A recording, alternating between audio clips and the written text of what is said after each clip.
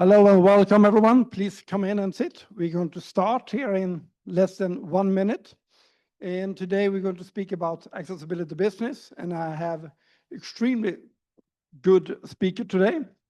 And we're going to have a good discussion, I'm hoping, and listen to all the things that these three people probably done this together. I think it's over, not 100 years, but about 60 to 80 years. And with me together, we have done this for over 100 years. So we have lots of good experience and knowing lots of good things about what you can do and not doing.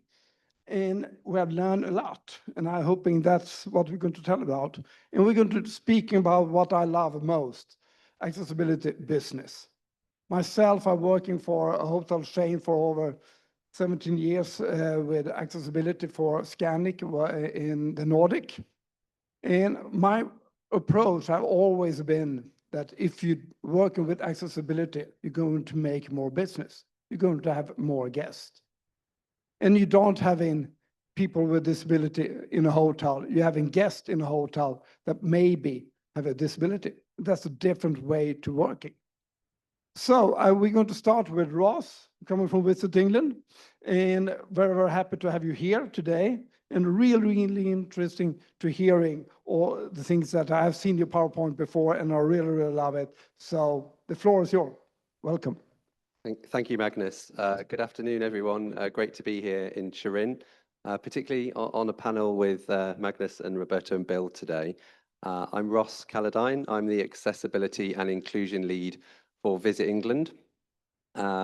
And as I say, it's great to talk about some of our work and share that with you today. We see accessible tourism not just as a human right, but a powerful economic driver.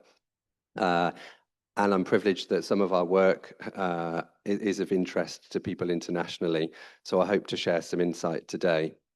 The presentation, it will examine VisitEngland's efforts to develop and promote a more accessible tourism industry in England specifically. And that's through a coordinated and nationwide approach that ensures more consistency, more quality of inclusivity across the tourism offer. We've got Bill's slides here.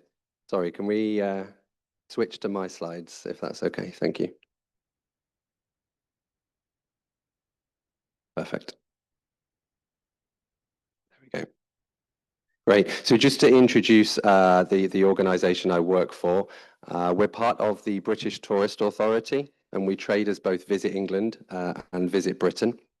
And really what we're all about is building England's tourism product, raising the profile of Britain as a destination to visit worldwide, increasing the volume and the value of tourism, and developing England and Britain's visitor economy offer.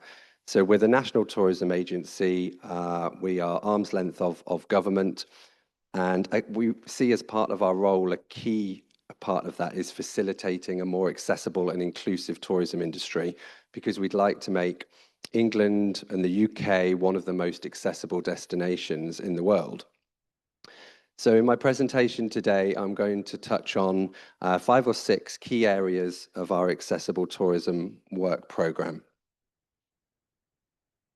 I just want to start by a few what we call the business case for accessible tourism. Some of the statistics that are particularly relevant to our work in England and the UK. It's actually officially 1 in 4 of the UK population that meets the government's definition of being disabled. So that's 16.8 million people. And that's more than the international figure of 1 in 6 of the world's population. And the importance of that for us working in the tourism industry is that this group of people, this market, their access requirements can really impact upon their holiday decisions. So we need to work hard to understand how we can provide more inclusive tourism, and understand that actually the figures are even bigger than this, because many people with access requirements don't necessarily fit a tight definition of disability. So you may have seen VisitEngland over the years has produced lots of volume and value statistics so that we have a strong business case to talk to our industry about. We call it the tourism purple pound. So that's the spending power of disabled tourists. And really the color purple is increasingly seen as the color of disability, which is why we call it the purple pound. But our ongoing research shows that it is a hugely valuable market. This is not a niche market. In England alone, total expenditure generated by those with an impairment and also their travelling companions is estimated to be almost £15 billion each year. And that's made up of tourism day visit spending of 8.2 billion, domestic overnight spend of 5.8 billion, and inbound tourism by this market, which is only worth 0.6 billion. However, we know the market could be much bigger than it already is. This is just looking at domestic tourism, and it tells us that 45% of English people who identify as disabled didn't take one overnight holiday in England in the previous 12 months. And that compares to 34% of non-disabled people. So this is a trip that includes just one overnight stay from home. So the market could be much bigger than what it already is. And looking at inbound tourism, it's only 2% of inbound trips to England were taken by people who are disabled. So there's a lot of potential for us to grow the inbound volume and value here. Lots of disabled people are not taking trips because of barriers, and we feel we have a role to help the industry to break down those barriers. I like talking about the different motivators because if you're a tourism business, a tourism operator, you need to know what your motivations are for improving accessible tourism. They can be commercial. Most of our industry are private sector businesses that are commercially driven, and we've seen there that it's a valuable market. It's also a very loyal market. So if you provide great tourism experiences for this market, it can drive bookings and deliver against your bottom line. Reputation, word of mouth is particularly strong for this market. By understanding your customers' individual needs, focusing on customer service, you'll get customers talking about you and your brand positively, and also reduces any risk of adverse PR. But some businesses are motivated by the legal requirements. Different countries have different laws. In England and the UK, we have the Equality Act, and it obliges businesses to anticipate the requirements of disabled travellers, and they have to make what are called reasonable adjustments. Culturally and morally, so it's just the right thing to do. It's ethically and morally the right thing to do, and it can be very rewarding for leaders and their staff who are working on the front line of the businesses. And then I think professionally and operationally as well, it enhances everyone's job satisfaction. I mean, people want to be working for businesses that understand their social responsibility, treating all customers and all staff with dignity and respect. And then I think on an individual and personal level, some of us have that closer connection with disability. We might have an impairment ourselves, or we might have a close family or friend member, and that might be a real motivator for us. So you can see here, I think there's a large number of motivations. I think we need to choose which one is driving us or which combination is driving us, and then crack on and make changes. So I'll now look at some of the areas of work that Visit England have been involved with. One of them is supporting our destinations. We have a number of visitor destinations around England, and we believe they have a really key role to play in developing and promoting accessible tourism. In England now, we accredit destinations as what are called local visitor economy partnerships. So they're an accredited type of DMO. And we recognize that their resources are quite tight, and some of those destinations don't have a great deal of funding So we wanted to develop guidance, a set of support, a program delivered with consultants called Access and Inclusion UK. And that solution was to deliver 6 webinars between February and August this year. And it was about helping those destinations to identify what their accessible product is within their destination, work with the businesses to enhance the accessibility, and then market that product clearly to potential visitors to the destination.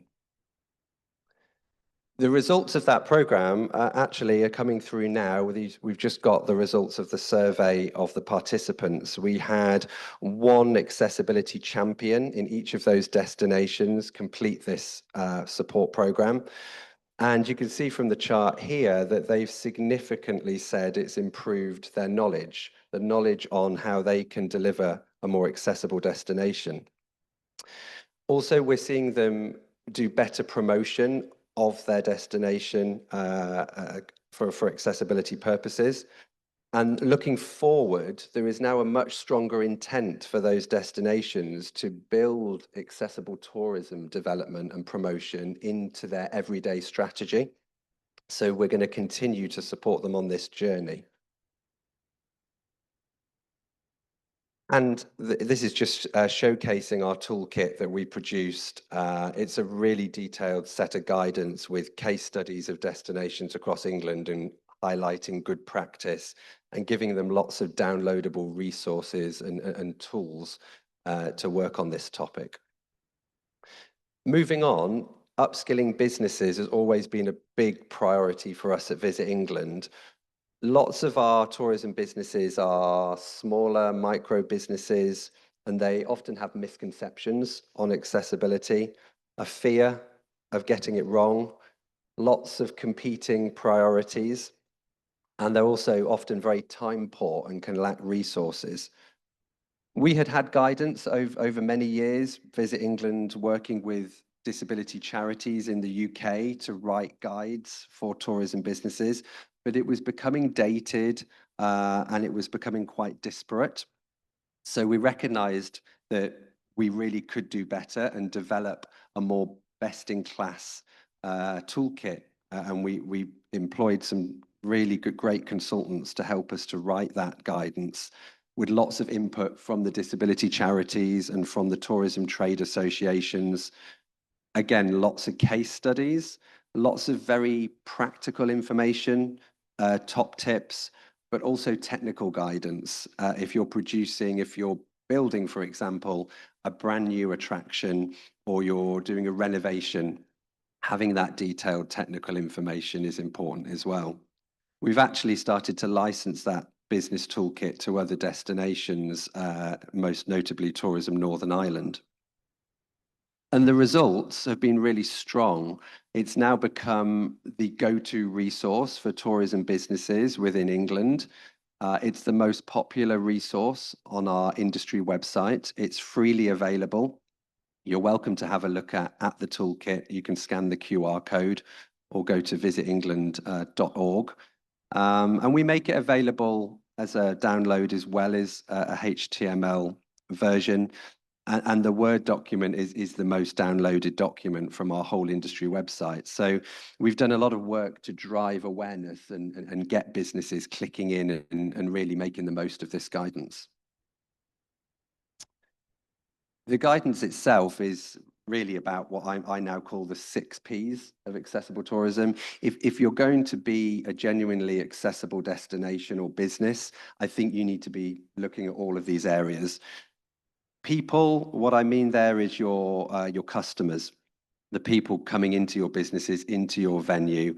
Are you providing a warm and inclusive welcome to all of your customers? Are you taking the time to understand their individual requirements and their different access needs? The place, often we think about the physical environment first, but is the thoughtful design of buildings, are our outdoor spaces and our facilities accessible? Not just step-free access, but from the parking, clear wayfinding, appropriate lighting, accessible toilets, all of those key elements of the place. But then you can have great accessible venues, but the actual processes can let people down. So, you know, are you looking at the booking process? Are you looking at emergency evacuation and having personal emergency evacuation plans? So having those great processes and having the flexibility of those processes is important. And then the products and services that you actually offer within your venues. Have you developed your accessible rooms with proper and variable equipment? Can you cater for different dietary requirements? Do you have adapted activities for people and alternative formats? And then this is really key for us, is the promotion element. Many great places with accessibility do not promote their facilities and their services. And if people don't know, they don't go. So the promotion is key, and giving people and businesses confidence to promote their accessibility. And finally, personnel. That's your staff. If you employ staff within your business, are you training them? Are you empowering them to deliver excellent service to disabled guests? And how are they communicating? Do they have confidence to deliver effective communication and service? Are they offering assistance appropriately? Information, I'm going to just focus for the last part of my presentation on that. This is a survey that's done by a charity in the UK with about 8,000 disabled travellers each year. And the last survey showed that 91% of disabled people will try to find accessibility information before they visit a new place. If they don't find that information, there's a problem. 79% of international visitors who would like to come to the UK that have mobility needs are definitely or slightly more likely to book if accessibility information is easy to find. And this rises to 88% among those with high impact mobility needs. And that's from the European Travellers with Mobility and Accessibility Needs Study, which was introduced by ENAT this morning. So the challenge here on information is recognizing that it's a key barrier to participation for disabled people. Travellers want to filter lists of places to stay and visit based on those key accessibility features.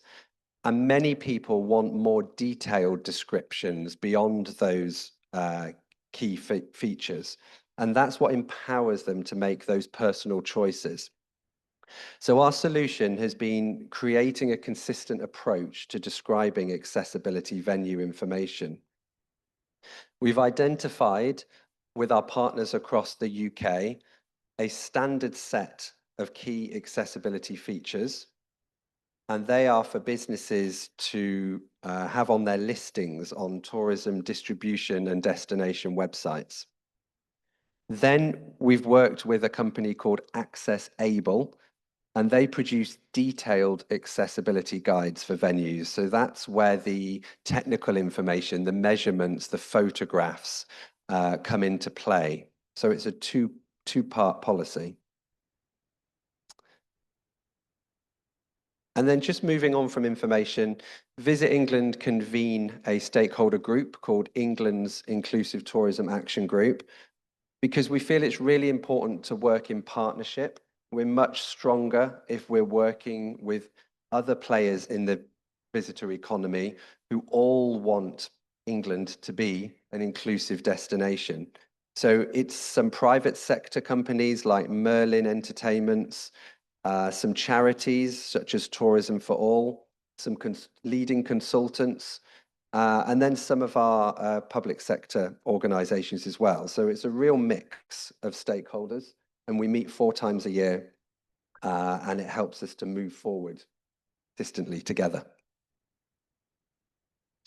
And finally, I just want to touch on some of our information, ways that we are showcasing accessible England and Britain. So we've done a lot of work on our websites recently. I'm pleased to say we've got them pretty much WCAG compliant to level 2.2 AA. And we've got some great sections on accessible England and accessible Britain. Some screenshots here, just the very top of the pages of that guidance. So we're really just pulling together some of that leading product, things to do, things to see in England and Britain as part of our marketing. So Magnus, I've just come in on time. I hope that that was useful for you, and look forward to answering any further questions about the session.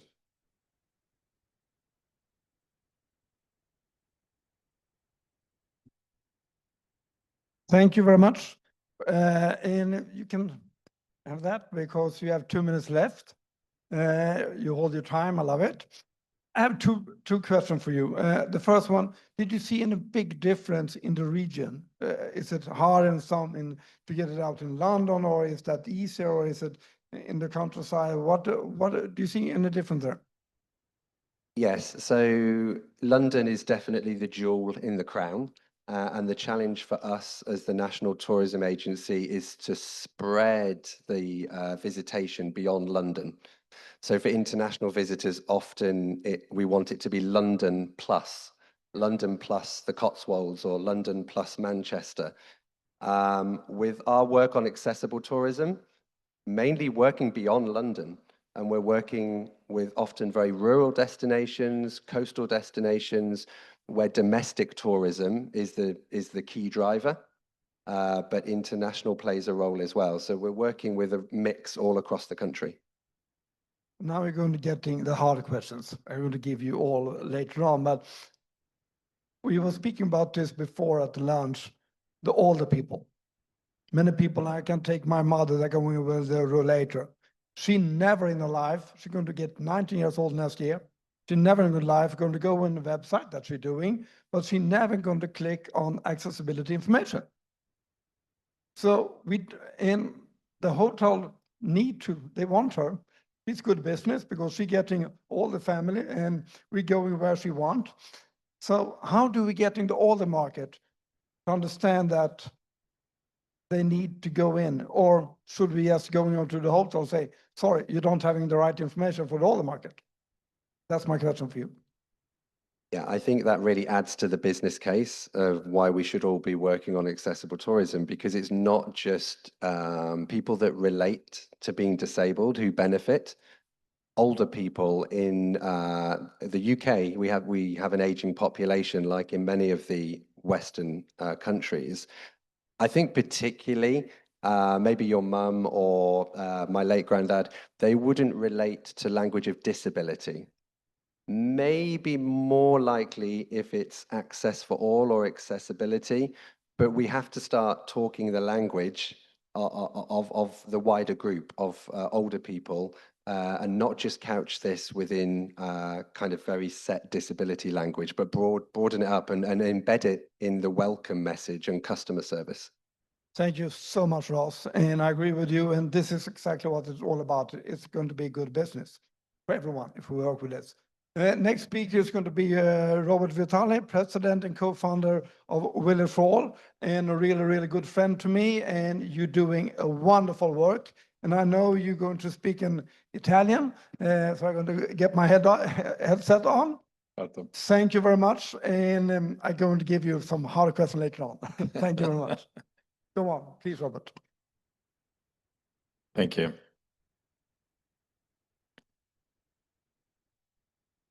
Allora, è un piacere essere su questo palco, essere con relatori di questo livello a parlare di turismo, di destinazioni accessibili. Io vi parlerò di Destination for All perché è un toolkit che abbiamo preparato per cambiare la cultura delle destinazioni turistiche, per cambiare la cultura delle imprese, delle amministrazioni pubbliche, attraverso degli strumenti di governance che siano innovative, che costruiscano delle partnership pubblico-private del sistema turistico. Sappiamo che Ross Calladine ce ne ha anticipato abbondantemente che lavorare sul turismo accessibile significa creare un valore sociale e poi ricade sulla destinazione turistica, dove si lavora sulla filiera turistica creando un valore economico, ma soprattutto trasformando la cultura delle amministrazioni pubbliche, delle imprese e del territorio. Village for All, sapete il nostro motto, la nostra mission è quella di garantire a ciascuno la sua vacanza. Siamo partiti dicendo che le persone che hanno disabilità quando viaggiano sono turisti. Oggi, noi siamo nati nel 2008, quindi ormai 17 anni fa, oggi diciamo che le persone che hanno esigenze di accessibilità o disabilità, quando viaggiano sono turisti. Questo è un cambio di paradigma importante. Per noi è importante partire dal fatto che la disabilità non va in vacanza, ma sono le persone che vanno in vacanza che hanno esigenze di accessibilità, che non sono necessariamente legate a una certificazione di disabilità. E quindi dobbiamo parlare di qualità dell'offerta turistica che permetta di trasformare l'accessibilità in un'esperienza turistica che attiva un mercato che ha numeri straordinari, come avete visto dalla presentazione di Rost. Io credo che siamo tutti coscienti che i numeri sono veramente importanti. Noi abbiamo creato un network di strutture turistiche di cui diamo le informazioni per consentire alle persone di comprendere quale tipo di accessibilità troveranno, ma meglio quale tipo di risposta alle proprie esigenze di accessibilità troveranno.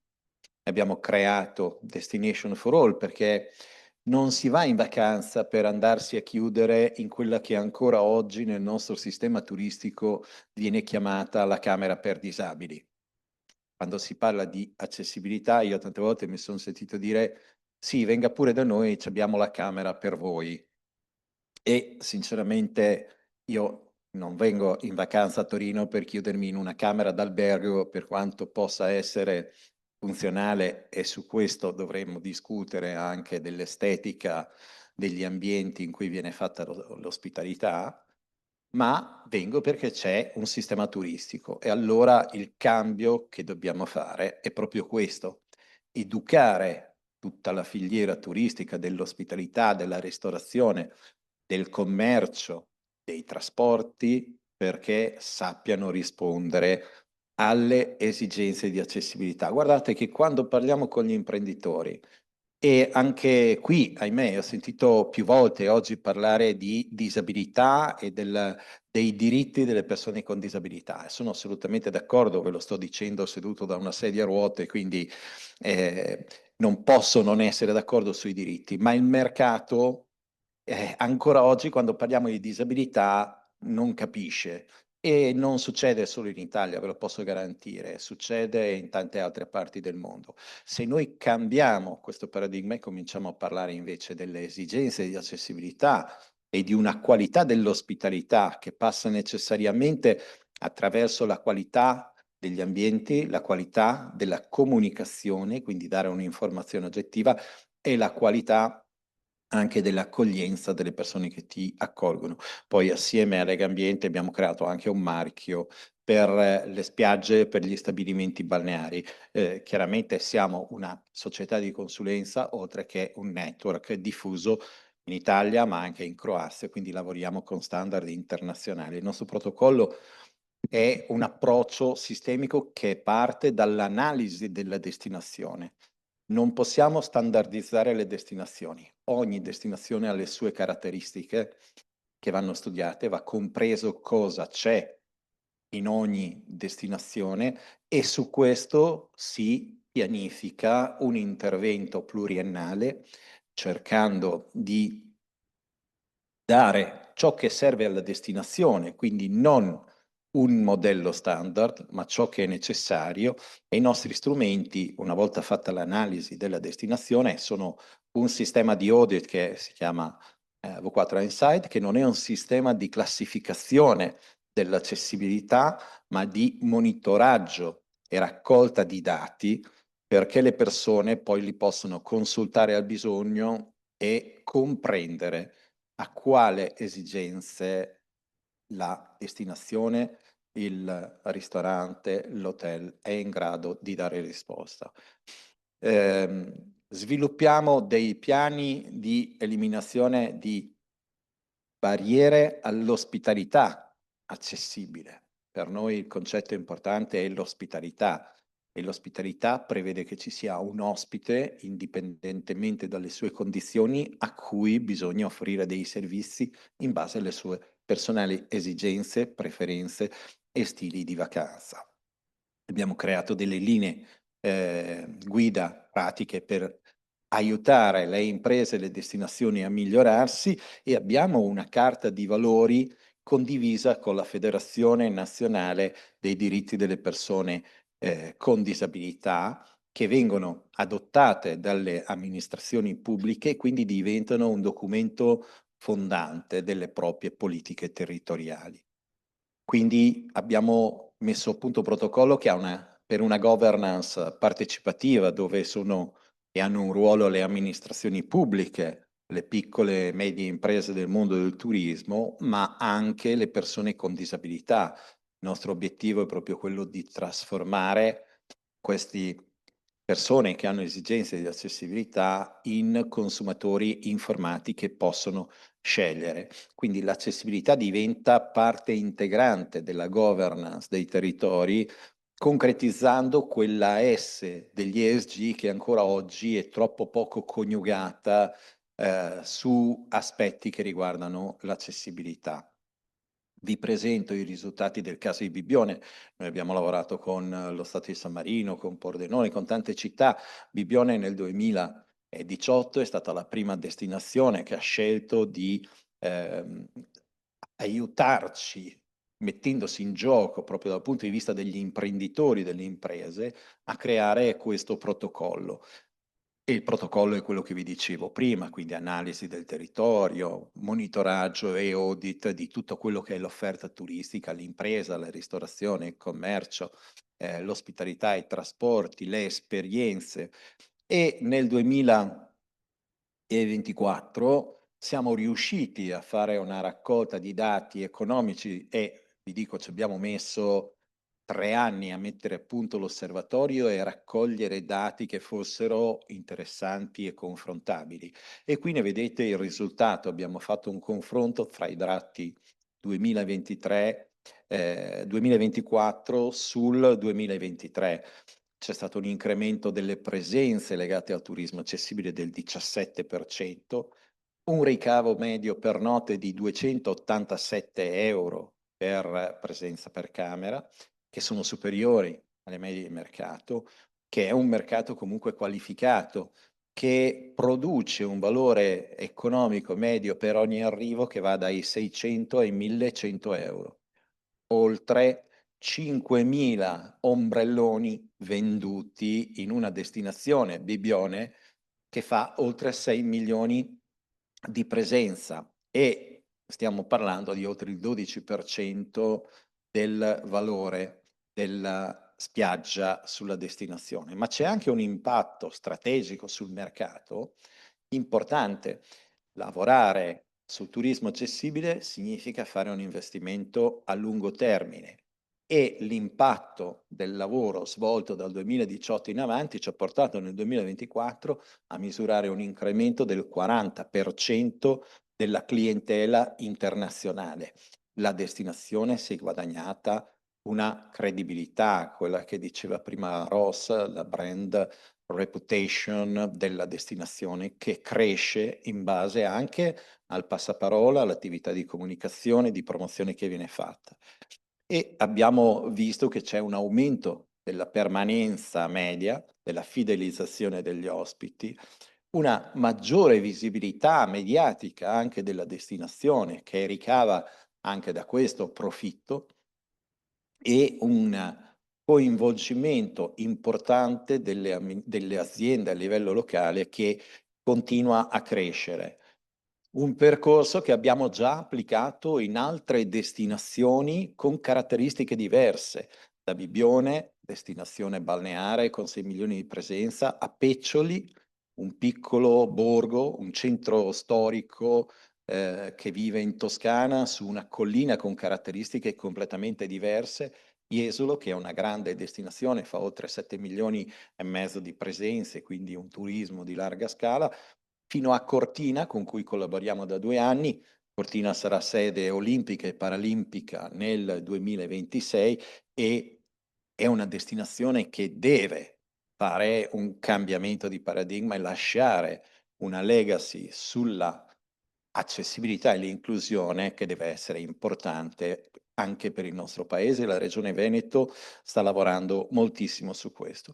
Quindi gli strumenti che abbiamo messo a punto ci servono per dare attuazione ai principi di ESG, ai valori sociali nella strategia delle imprese, ma anche delle destinazioni, inserendo i goal 2030 dell'ONU tra gli obiettivi di sviluppo sostenibile e anche quell'obiettivo 11 delle comunità e delle città sostenibili, accessibili e sicure, creare e trasformare quelli che ancora oggi purtroppo sono clienti che si vedono indicare il posto dove devono andare. Tu hai una sedia a ruote, quella è la struttura per te, come se una persona seduta sulla sedia a ruote fosse uguale, una vale l'altra. Non possiamo standardizzare le persone, tantomeno le disabilità. E poi, come dicevo prima, non ci interessano, a noi interessa trasformare questi ospiti in consumatori. La competitività è un rafforzamento della posizione sul mercato delle imprese turistiche e la ricaduta è straordinaria. È chiaro che dove facciamo turismo accessibile le persone vivono inclusione e accessibilità che viene creata per i turisti, ma soprattutto per i residenti, e dove le persone che hanno esigenze di accessibilità possono andare in vacanza, le persone con disabilità possono lavorare. Noi lavoriamo con oltre 100 imprese in Italia e in Croazia e negli anni tutte le strutture hanno inserito persone con disabilità nel proprio staff. Per noi è quindi un modello efficiente e oltre che vincente, che provoca quel cambiamento culturale togliendo l'attenzione dalle disabilità e riportando l'attenzione sulle persone, sui turisti e sulle esigenze delle persone. Ha una sostenibilità economica, i valori di mercato li avete visti, ma ce lo dicono tutte le indagini, minimo parliamo di un incremento di fatturato del 15% ed è un incremento assolutamente misurabile. La scalabilità credo che sia dimostrata dal fatto che l'abbiamo applicata in diverse destinazioni con diverse caratteristiche. Siamo finalisti, questa è una buona notizia che abbiamo ricevuto proprio nei giorni scorsi, al World Leading Small Sustainable Destination di Dubai. Il 29 di ottobre scopriremo a che punto siamo della classifica, ma siamo 4 finalisti. Per quanto riguarda Village for All, per noi Destination for All abbiamo già vinto a essere stati selezionati tra i 4 finalisti. Grazie.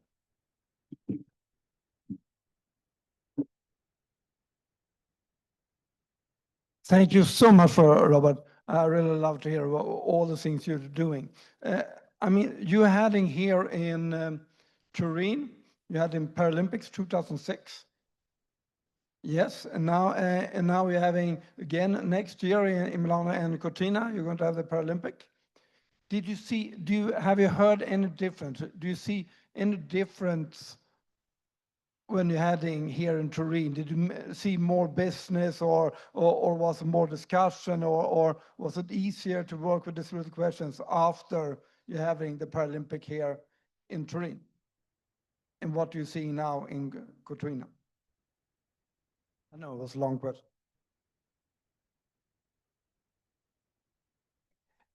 Beh, sì, sicuramente, perché Torino è stata in Italia sicuramente la prima Olimpiadi e Paralimpiadi che ha messo l'accessibilità al centro del proprio sviluppo. Noi stiamo lavorando negli ultimi 2 anni con la Regione Veneto proprio per valorizzare tutto ciò che è stato costruito e stato sviluppato in questi anni. Il movimento paralimpico è stato un promotore di accessibilità straordinario dal 2006, ma le Olimpiadi e le Paralimpiadi di Londra hanno segnato uno stacco di crescita incredibile, portando consapevolezza nelle destinazioni dell'esigenza di affrontare il tema dell'accessibilità non come rispetto di una norma, di una legge.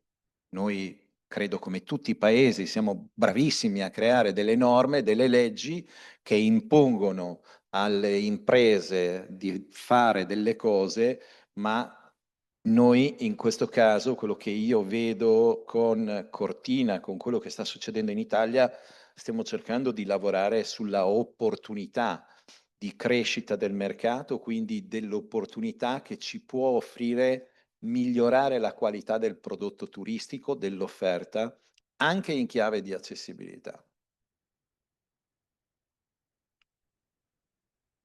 Thank you very much for your answer, Robert. And I'm going to ask you more questions later. Now we're going to leave it over for Bill Forrest. And very, very good to have you here. I mean, you have traveled a long way to come here. And I know you have working with this for over 30 years, and you have so much knowledge. And I'm really, really looking forward to hear your all the things you go to presentation here. And you need your clicker, yeah. So welcome, and please go on. Good afternoon, everybody. As Magnus has just said, Travability is an organisation that was founded some nearly 20 years ago now. It's based in Melbourne, Australia. So we have come a long way, but we have been a great supporter of destinations all right from the first one in Montreal, which is, again, a long time ago. Today, I'm going to talk to you about the project we kicked off in Australia.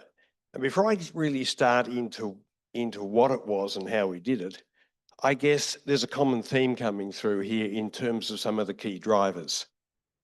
In 2032, Brisbane will hold the Olympic Games after Los Angeles.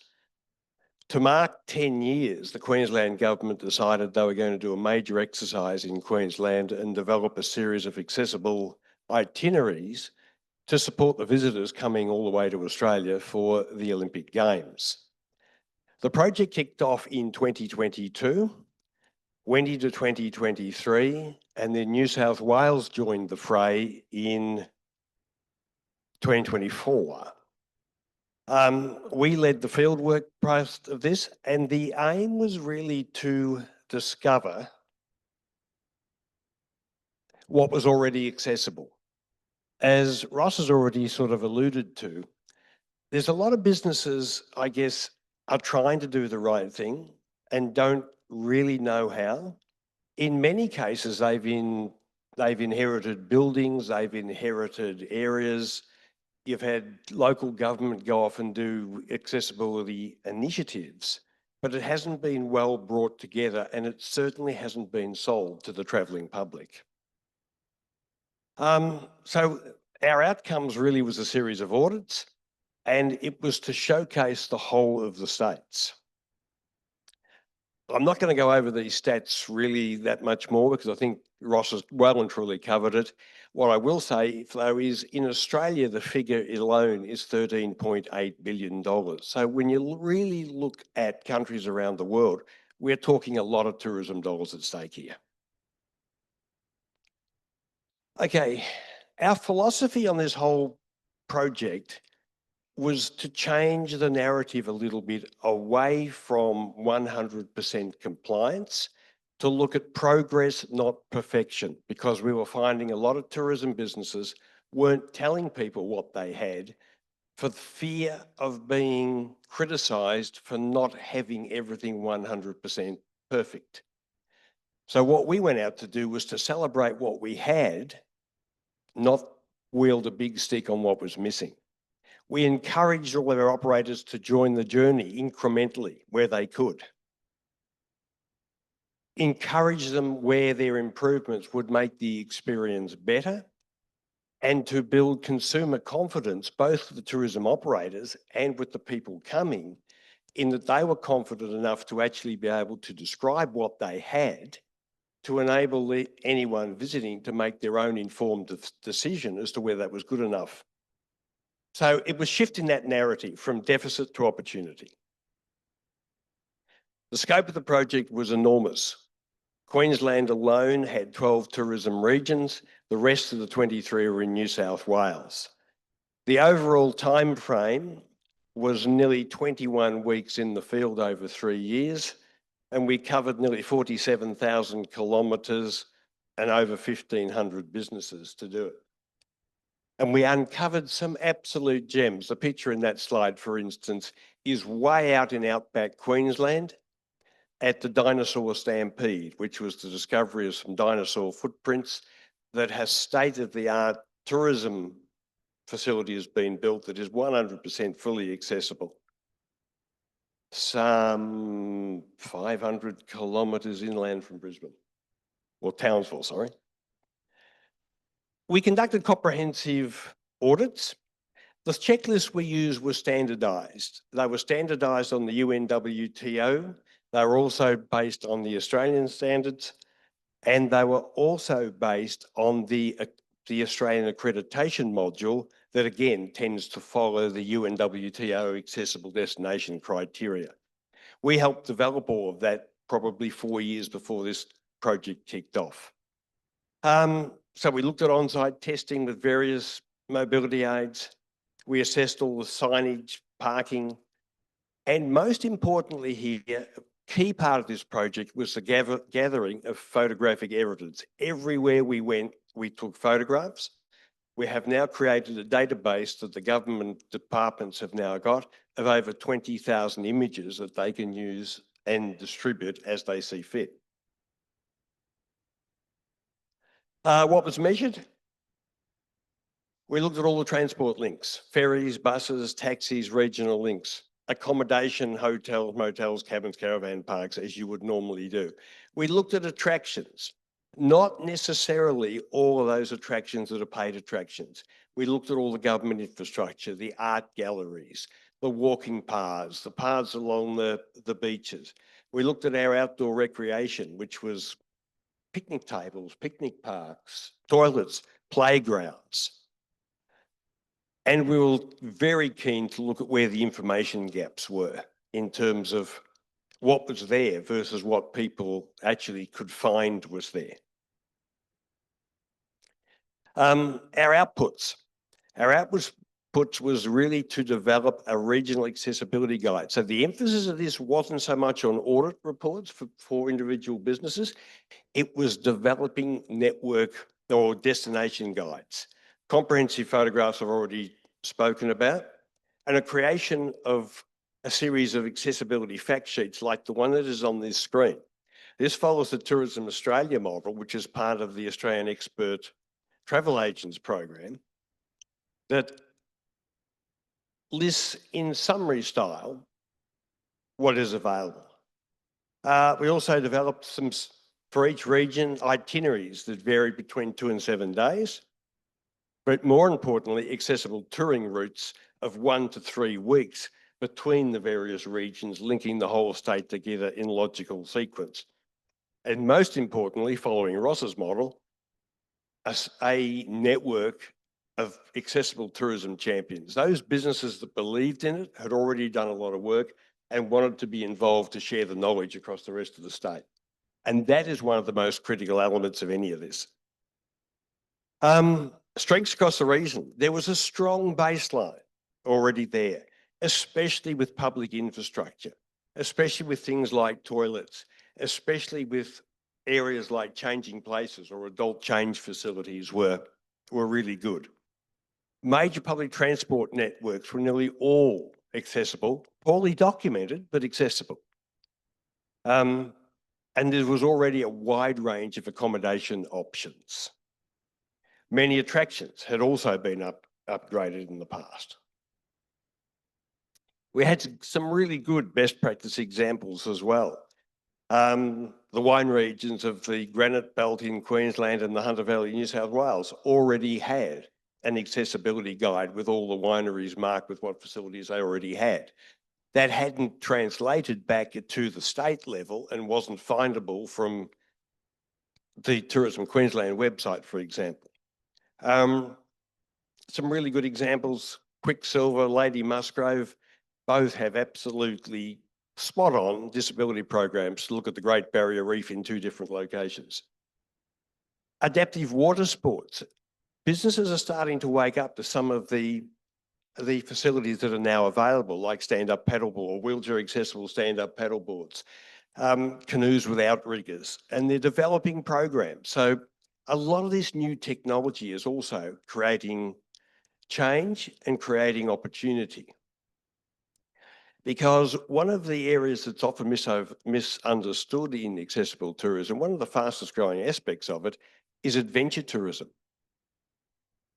And I think some of the operators that are in adventure tourism are being asked more and more, and they're being, I guess, almost more proactive than any other sector of the industry, at least in Australia.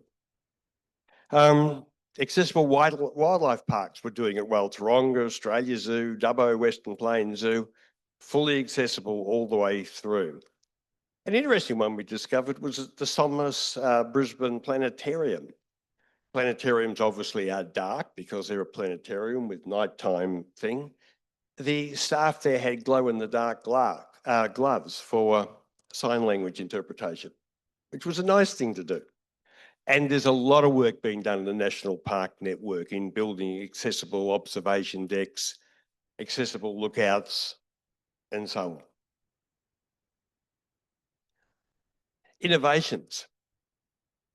At least New South Wales and Queensland are actively looking at the Trail Rider program. For those who haven't seen a Trail Rider is what I describe as a cross between a wheelbarrow and a wheelchair. Got a wheel in the middle and you put one person at either end of it, and it enables you to take people into places that ordinary wheelchairs wouldn't go. Adaptive sit ski is another one of those adventure programs that's being taken up. There's one in Melbourne that wasn't part of this project, but in Mackay, the Wake House is on the way to developing a full sit ski program as part of their cable water skiing program. Expansion of beach matting. This is big in Australia. Obviously, we're a beaching nation. Beach matting and beach wheelchairs are being rolled out right across the country. The other one is gaining a bit of attention, which is different, but is encouraging people to come for events, is the WCMX chair skating. That's wheelchair skating in skateboard skate parks. And of course, inclusive cycling and paddock and paddleboarding, as technology gets cheaper, more and more people are taking up. Playgrounds also, the image on that slide is an absolute new playground out of Wollongong, which has got everything from sensory gardens to people with physical disability. It's got braille, it's got touch, it's got autism supporting programs all within that beautiful playground. There are some gaps. The biggest one, of course, is information. That's why we did this project, to try and bring it all together. All these facilities exist, very difficult, or was very difficult to do it. There is some critical infrastructure missing. The photo here is of the Bondi jetty in Sydney. It's a key destination. It's one of the last of the ferry terminals that are still the old staired access to deal with the tides. So not everything is perfect. There is an alternative. Over beyond the red sailboat on that shoreline, there is another jetty with a taxi service around, but it's not ideal. Older town centres are a little bit difficult, and it's going to take a bit of time to get around it. One of the biggest things that we've got that's lacking, and they're both sort of combined, it's all very well in these outback or remote destinations to do the work yourself if you've got a car. There's very few accessible mainstream coach operators that have wheelchair accessible coaches. And we do have a big lack once you get outside the capital cities of Melbourne, Brisbane, Sydney, of having vehicle hire with hand controls. Regional variations. As I already said, the coastal areas are strong. They realise the focus. There's been a strong push through Accessible Beaches Australia to do it. The outback, while the infrastructure and the image in this slide is actually in Richmond, which is way out west from Townsville, but that's an accessible water park and it's got a lake with fully accessible paths right around it. It's getting there because we're dealing big distances. Toilet infrastructure between Townsville and way out here would well exceed what I would consider a 2-hour limit thing. And that's a tyranny of distance and the size of Australia. The alpine areas, virtually everyone in Australia now have got adaptive skiing and trail experiences, both downhill and cross country, which is interesting. Metropolitan areas obviously have good transport. Most heritage buildings, people have found alternate ways in now or have built lift systems that are in keeping with the architecture of the building to get around those issues. Small towns, obviously there's limited resources, but there's a really strong community spirit out there to make these things happen and make them possible. When you get into remote parts of Australia, I won't say accommodation's non-existent. Accommodation that is or can be multiplied out for groups is non-existent. So you'll get your one room hotel. You won't get 5. So group travel's difficult. In terms of champions, who are they in Australia? Local councils in particular and local tourism boards are really leading the change. Public infrastructure is really changing. You've got some standouts that I've already mentioned a few of. National parks are doing extremely well. Community groups are really behind the beach wheelchair programs right down the east and west coasts of Australia. And as I said, we've established a tourism champion network. Our regional itineraries, as I mentioned earlier, 2 to 7 day itineraries developed per region, including accessible attractions, accommodation, dining. So it's a full thing. You come into a town, here's an itinerary of what you can do today. They are based on cultural, heritage, outdoor food and wine experiences. They were really designed as you would design any other itinerary for any other visitor. Now, if you want wining and dining, you want museum tours, you want wildlife, here's an accessible version for it.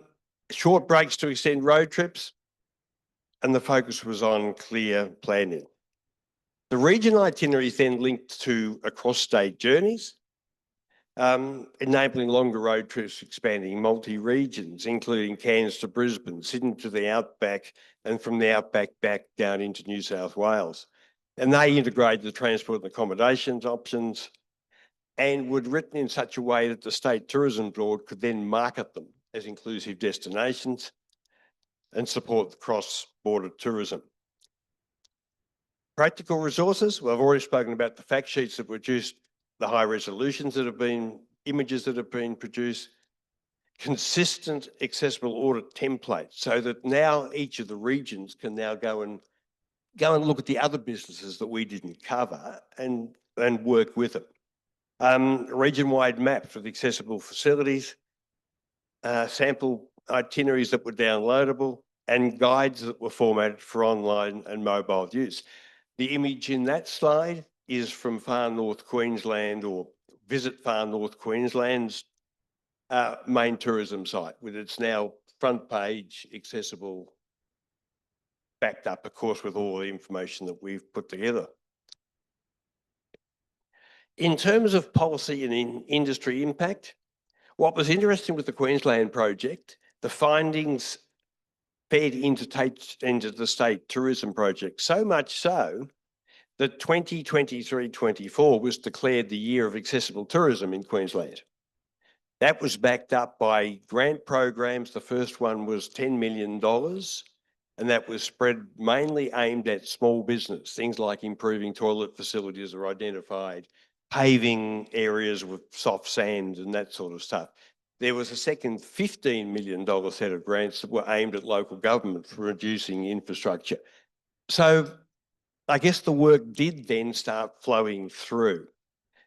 And it was encouraged, or what we did, we encouraged consistent accessibility information being displayed on both state websites and each of the regional tourism's areas, and that went down to each local government tourism authority.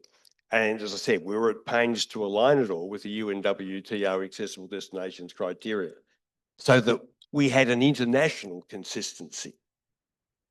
And I think we managed to successfully shift the narrative from a compliance to an economic driver one.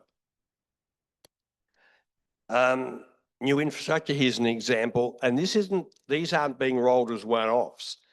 This is an example of an accessible barbecue that is now standard. So every barbecue that's built from now on in this particular region will be that style, not here's the special accessible one over in the corner. It actually saves a lot of money when you do it that way, and they're all the same. Operators have started adding ramps where we identified it. You know, the accessible information is really starting to roll out, and communities are now starting to showcase accessibility and build accessibility into their festivals as a point of difference and encouragement to come. As I said, the language shift has moved from accessibility to opportunity, built around those strong regional networks. Clearly, I'm not going to sit here and crow and say we've solved the issue of accessible tourism in Australia. We haven't. We've scratched the surface, but hopefully we've laid a foundation. We've got enough businesses now who understand it's not a scary concept, and we've got a network of champions that are going to build on that. Clearly, there's some missing links in transport. Marketing has still got to be done a little bit better, but at least everything is now being embedded into everything new. And I think the states and business themselves have really started to recognise the economic as well as the social and cultural values of accessible tourism. Thank you.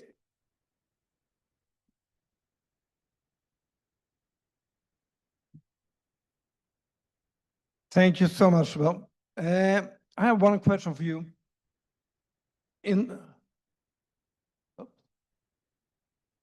What? Huh?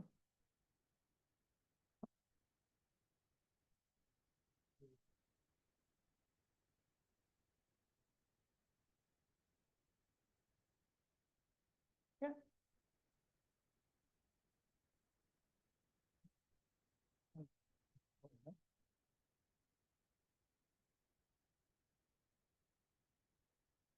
Please, go on, Director. Yeah. What? You do have your pick, please. So before you do it, I have one question for you, Bill. You can take it. I mean, you have already, I give you this one. You're having already in Sydney, you had the Paralympic and Olympic 2000. And everyone said that I know that I've been there from every country. That was the best Paralympic ever. You could go in the Sydney was one of the best, and everyone said, I want to move to Sydney and things like that. What did you do that was so good already then? Sydney had the luxury, I guess, of it. The Olympics were held in a purpose-built facility. So everything for the Olympics was new. The stadiums were new, the accommodation was new, the paths were new. The legacy obviously had to do with ferry terminals getting out there, and the train network was improved to cope with it. The lasting legacy of it, unlike a lot of Olympic venues, it wasn't pulled down and it wasn't allowed to go to rack and ruin. So Sydney Olympic Park today is probably more vibrant than it ever was. It's been built upon. You've had other attractions that have sprung up around it, all of which have had that inclusive imagery. And Sydney's a fairly compact city. So the heart of the city, the Opera House, the bridge, the rocks, the Botanic Gardens, and all the rest of it, were already accessible. Taronga Zoo was already fairly accessible. Remember, Australia's had 30 years of disability discrimination acts and building code. So there is a long legacy of infrastructure that's built the code that is sitting there and exists. Thank you very much. So Pierre, very nice to have you here. And Paolo, please go on directly. Thank you very much. Thank you. Good morning. Okay. Good afternoon to everybody. I am Paolo Callegaris, and I want to excuse with you because my colleague Giulia Marcon is not here because has a meeting in the office. Well, with the presentation, I would like to present to you some good practices to promote accessible tourism in Piedmont. Before, I would like to make some passages on the organization of Piemonte tourism system. Regione Piemonte is in charge of strategic planning, event coordination, financial support, promotion, and communication. Then we operate with key players, the actors of the tourism system, that they are Visit Piemonte, that is a structure that working in-house providing for Regione Piemonte and promoting the region as a destination in coordination with local entities. Local tourism agencies that promoting the local realities and managing the local information office. And then 70 tourism operator consortium that promoting and commercializing local offer. Then we know which are the critical issues and obstacles in accessible tourism. Just for remember, lack of physical accessibility, digital barriers, sensory and communication barriers. But the accessible tourism could be a great opportunity for the tourism sector. We know the accessibility creates increased visitors, extend the tourist season, and build customer loyalty, potentially increasing annual turnover up to 20%. Then accessible destination and tourist facilities can improve their reputation, or adapting facilities can improve the travel experience for everyone, including the elderly or those with specific, even temporary needs. The innovation, the growing demand for accessible tourism stimulate innovation and creation of increasingly inclusive services and tour routes. Now, dear guest, I will continue with this presentation with a short focus on the good practices implemented by Regione Piemonte to promote accessible tourism. Piemonte region supports accessible tourism through two lines of intervention: financial support for tourism investment, tourism promotion, and marketing projects developed by local authorities, municipalities, and by actors of regional tourism system, like local tourist agencies and consortium of tourist operators. Then direct implementation of initiatives and projects for the promotion of accessible tourism, also co-financed with national or European funds. Therefore, I would concisely present some projects and initiatives we realized in the recent years. The first one is the Via Francigena for All project that has been realized in partnership with the tourist agency Turismo Torino and Regional Council for the Cultural and Ecclesiastical Heritage of Piemonte and Valle d'Aosta regions. It was financed by National Fund for an amount of 1.6 million euros.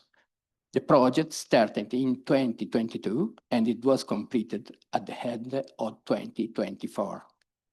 The purpose of this project is to enhance accessible tourism for all, in particular for people with disabilities who want to discover the Via Francigena, which is an European cultural itinerary, 3,000 kilometers long from Canterbury to Rome. Piemonte is crossed by two hiking axes of the Via Francigena. The first is the northwestern one, which is 65 kilometers long, and it takes hikers from the border with Aosta Valley to the Vercelli Plain, crossing Canavese area. Then it leads in the territory of the Lombardia region. The second one is the western axis, which crosses Moncenis and Monzeneve Pass in the Susa Valley. This part of an itinerary about 100 long enters Italy from France and physically connects the path of St. James with the main Via Francigena. Now let me present to you some of the main action carried out with this project. An aspect of great importance concerns in-depth analysis of the accessibility, in particular of the two sections of the Via Francigena between Ivrea and Viverone in Canavese area and between Villarfocchiardo and Avigliana in Susa Valley, for an amount of 36 kilometers, conducted directly by two experts with disabilities, supported by experts of Italian Alpine Club. This action constitutes, one hand, a tourist communication tool, and on the other hand, a real manual aimed at local actors to carry out improvement interventions. The JPX track and the full itineraries are available on website www.visitpiemonte.com. 80 tourism operators and providers of tourism services attend the training modules on topic of welcoming people with specific needs. Then one of the main results was the mapping of 150K places along the Via Francigena, including accommodation facilities, tourist offices, and points of historical cultural interest. For each accommodation structure, operational indications have been defined to improve accessibility. The mapping of the accessibility of tourist accommodation facilities and services constitutes a database can be used in tourism for promotional actions. Off-road transport aids, like Cholet type, designed to accompany people with reduced motor skills, have been purchased to make even the most uncomfortable sections of the trail accessible. Piemonte region, in collaboration with the Italian Alpine Club, organized a training session for the management of these aids, ensuring that the staff were adequately prepared to assist visitors along the route. A further step towards accessibility was taken with the establishment of 3 accessible rest areas in Villarfocchiardo, Avigliana, and Bollengo, in Susa Valley and Canavese area. Furthermore, in each of the municipalities crossed were installed certain visual tactile panels with braille content for visual disabilities and QR code with the history of the location in Italian, English, French, and LIS for auditory disabilities. The project also invested in the enhancement of 20 new sacred sites, made accessible through the app Open Door Churches. Thanks to this application, visitors can access this place with an automated opening system. Each site has been the subject of in-depth historical artistic research, with the creation of tests and storyboards in 3 languages.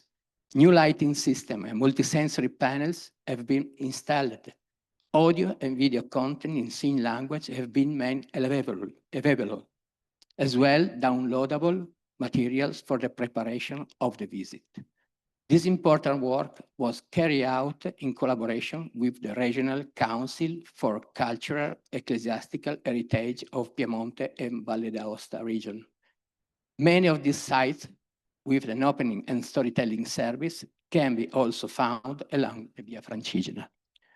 The project also had a significant impact on a social point of view by promoting job inclusion. In fact, 16 extracurricular internships were activated aimed at people enrolled in targeted placement, encouraging their integration into the working world and their active participation to the society. Finally, the promotion of accessible tourism offer made possible by these following actions.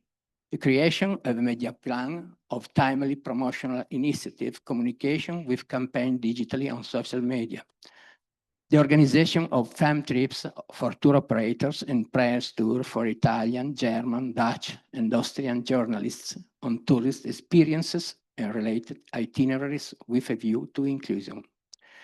The publication of itinerary stage on the International Outdoor Active and Komoot platform in the client mode for accessible use with the creation of map and dedicated contents. The organization of walk events in collaboration with the European Association of Via Francigena with over 200 participants with tour guides and LI interpreters in Canavese area and Susa Valley.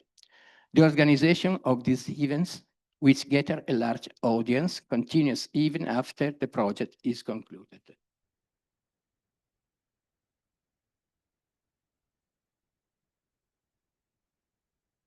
Then, the Piemonte for All catalog. Piemonte for All catalog was created by Visit Piemonte and CPD, and it is the result of long activity work. It included 21 accessible tourist proposals under the slogan From Tourism for All to Tourism for Everyone, designed to increase the tourist office of the regional territory, complete with experiences ranging from art and culture to food and wine, from sport to relaxation. The Piemonte for All catalog is downloadable in English version on the Visit Piemonte website.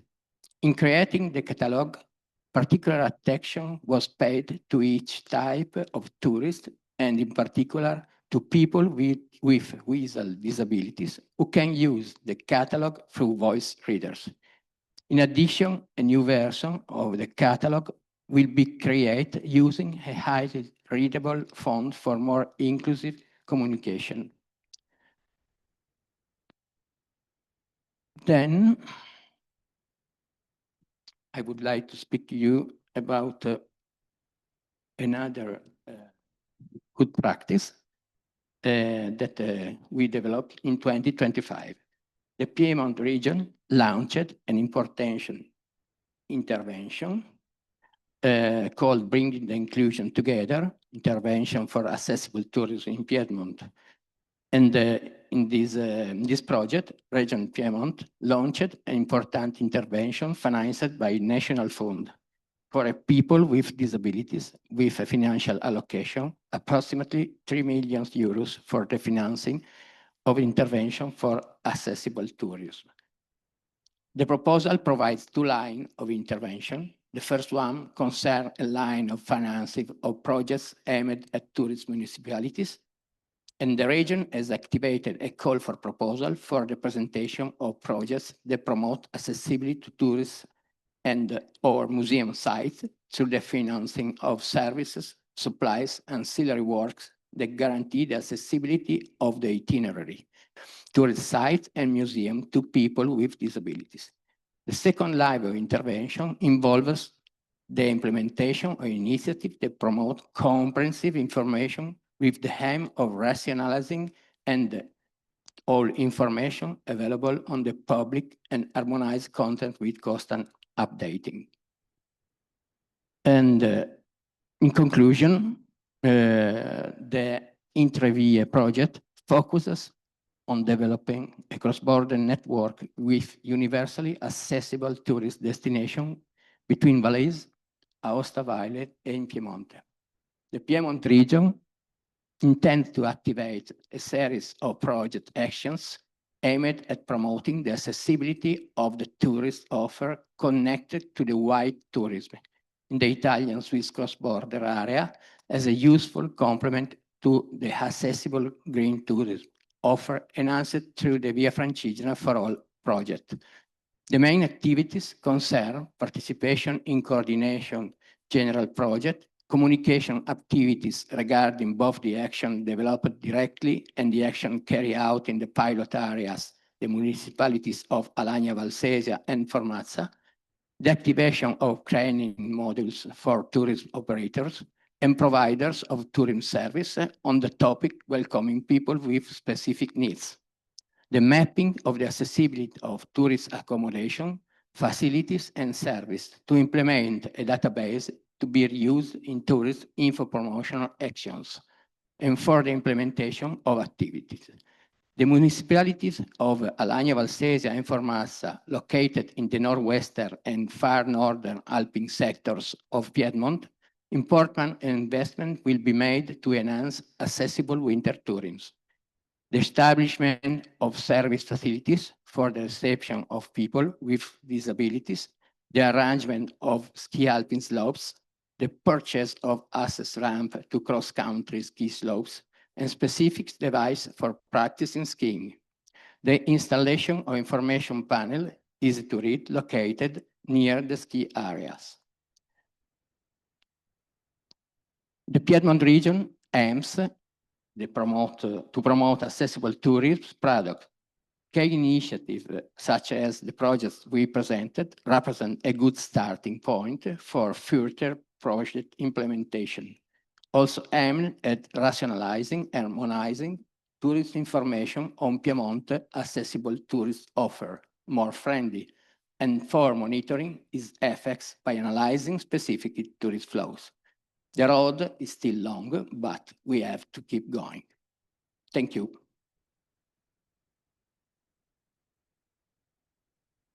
Thank you so much for that presentation. Now, I have a question for you before I have a question for all of you, but I'll start with you. Have you seen more business? Have you seen from the other region around? Are they looking what you're doing?